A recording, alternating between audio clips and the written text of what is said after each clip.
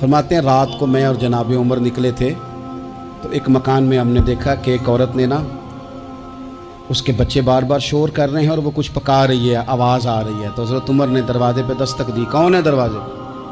کہا میں ایک غلام ہوں۔ حضرت عمر کہتے ہیں غلام ہوں، بہن کیا مسئلہ ہے، بچے کیوں رو رہے ہیں؟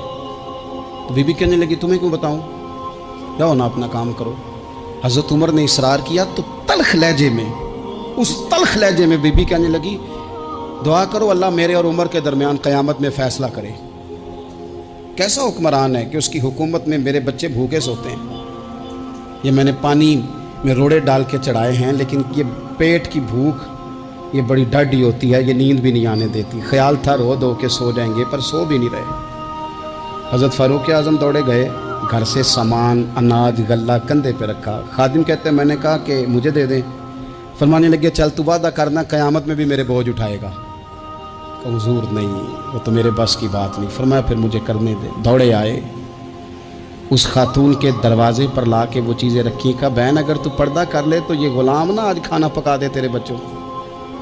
پھر وہ گھی چڑھا کے چینی ڈال کے کچھ سامان پکتا تھا وہ کھانا پکایا۔ غلام کہتے ہیں جب پھونکے مارتے تھے تو داڑھی سے دھواں نکلتا تھا، آگ جلاتے تھے دھواں نکلتا، پھر کھانا پکایا، پھر ان بچوں کو کھلایا۔ پھر حضرت عمر فاروق رضی اللہ تعالیٰ عنہ نا تھوڑے پیچھے بیٹھ گئے تو بچوں کے ساتھ اس طرح کی باتیں کرنے لگے کہ وہ ہنس پڑے۔ جناب اسلم کہتے ہیں بچے اس بیوہ کے ہنستے تھے، بچے ہنستے تھے اور عمر روتے تھے۔ جب وہ ہنستے تھے تو فاروق روتے تھے۔ پھر وہ بچے آہستہ آہستہ لیٹنے لگے اور جب وہ سونے کی طرف بڑھنے لگے تو حضرت عمر کہنے لگے بہن میں جاؤں؟